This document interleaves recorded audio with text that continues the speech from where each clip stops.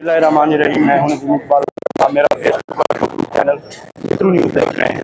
हमारे जिला बिहाड़ी से पीटीआई के और हल्का 234 के मुसलमान बाबा साहब, तो ये आज जमान पार्क आए हुए हैं, तो इनसे पूछते हैं कि क्यों आए हुए हैं।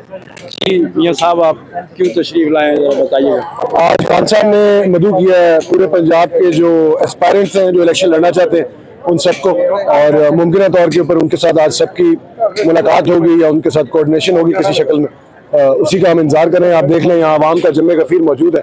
हम गेट तक गए लेकिन हमें अंदर जाने का अभी तक मौका नहीं मिला क्योंकि रश इतना ज़्यादा है। और अभी हम ये सुन रहे हैं कि जो जमात की दरख्वास्त थी वो भी कैंसिल हो गई है। ये भी सुन रहे हैं कि थोड़ी देर में यहाँ हमें शेल पड़ना शुरू हो जाएंगे, तो अभी देखते हैं कि हालात किस तरफ जाते हैं। आप क्या समझते हैं, ये 30 अप्रैल को सूबाई इलेक्शन होंगे? देखिए, 30 अप्रैल का आपका शेड्यूल तो आपके सामने आ गया है। अब बात इससे आगे जा चुकी है। अब मसला है नहीं है कि इलेक्शन होंगे या नहीं।